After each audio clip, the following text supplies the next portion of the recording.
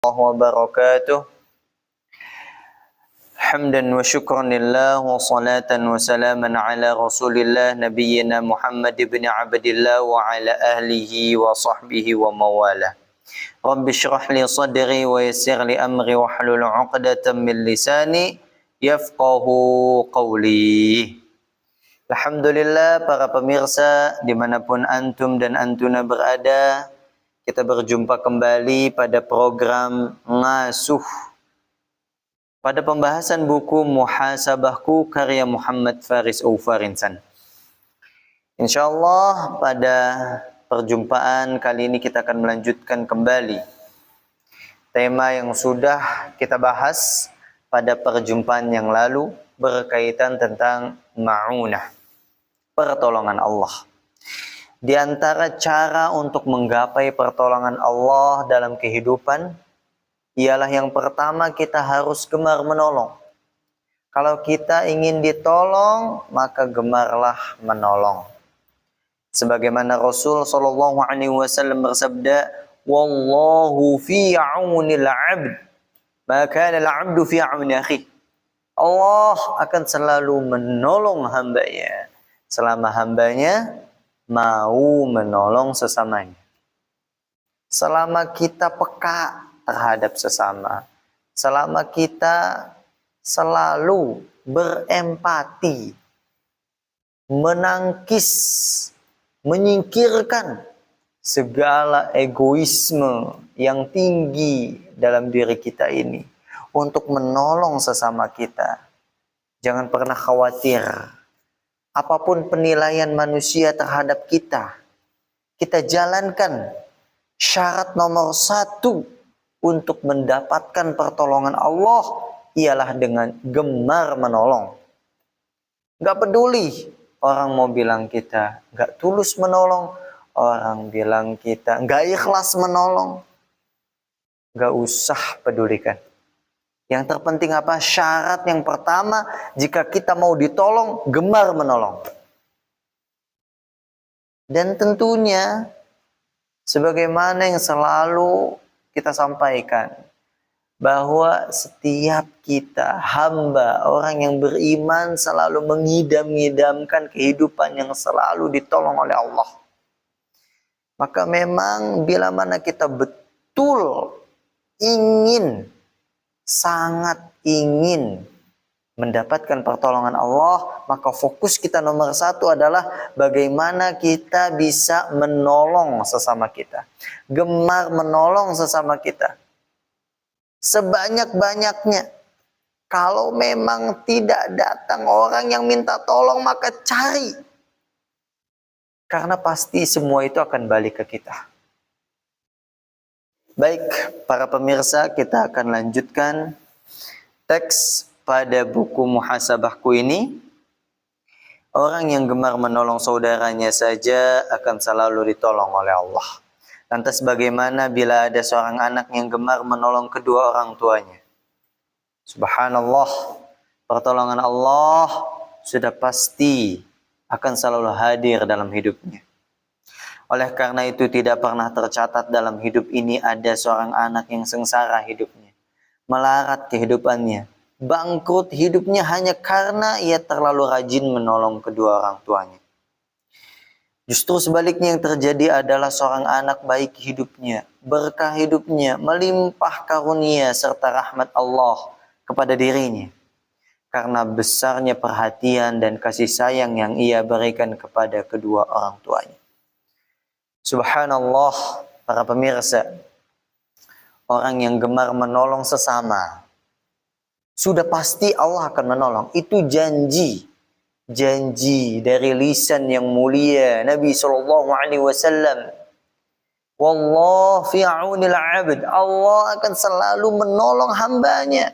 Madamal 'abdu fi 'auni akhi, selama hambanya mau menolong sesamanya. Jadikan hadis ini sebagai motivasi dalam hidup kita.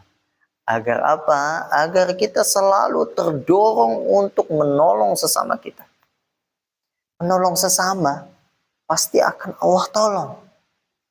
Nah, bagaimana dengan derajat yang tertinggi? Derajat yang tertinggi ialah bakti kepada kedua orang tua kita. Subhanallah. Ini benar-benar sudah dapat dipastikan.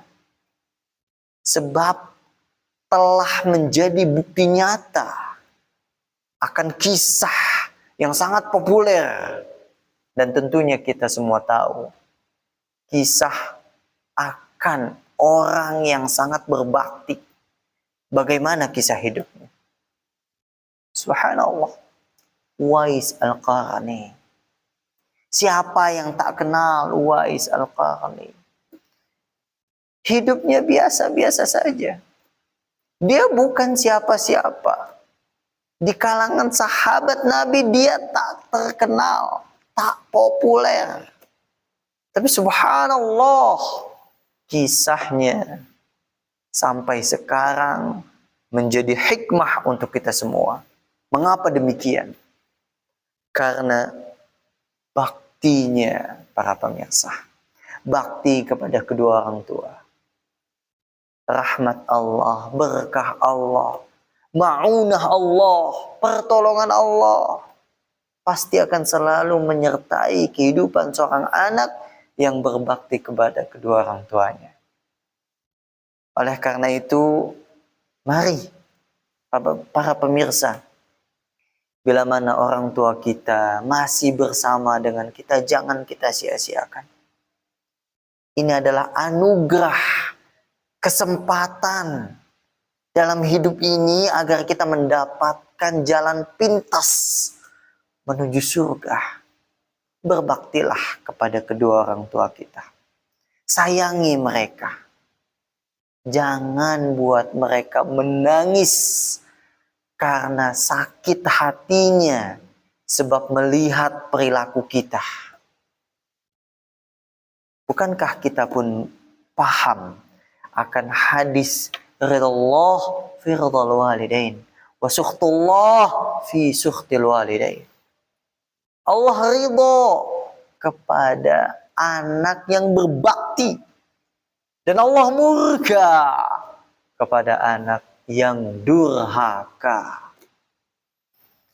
Para pemirsa, mari kita amalkan bersama syarat yang pertama untuk menggapai ma'unah Allah dalam kehidupan ialah gemar menolong sesama.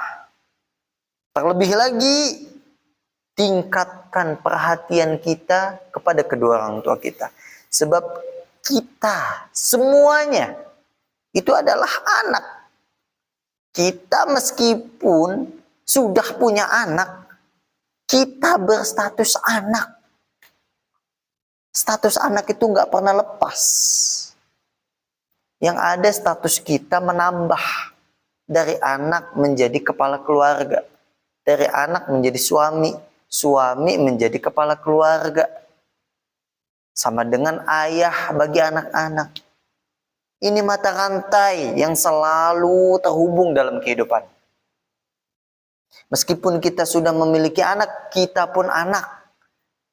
Ingat, oleh karenanya status anak yang selalu melekat dalam diri kita, maka bakti itu pun tidak boleh lepas. Bakti seumur hidup. Status kita sebagai anak itu menggambarkan akan bakti kita kepada kedua orang tua kita selama-lamanya. Bahkan bila mana orang tua kita telah mendahului kita, bakti kita kepada mereka adalah banyak-banyaklah doakan mereka. Maka Rasul SAW mengajarkan kepada kita, Rabbighfirli wa liwalidayya warhamhuma kama rabbayani shaghira. Dan ajarkan doa itu kepada anak-anak kita juga. Baik, para pemirsa, kita lanjutkan lagi teks pada buku. Oleh karenanya, tingkatkanlah perhatian kita, kasih sayang kita terhadap kedua orang tua kita tercinta. Baik keduanya maupun salah satunya yang masih ada bersama dengan kita.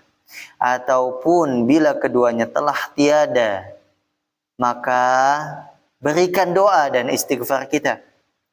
Dengan itu insya Allah keberkahan inayah Allah akan selalu hadir dalam kehidupan kita. Para pemirsa,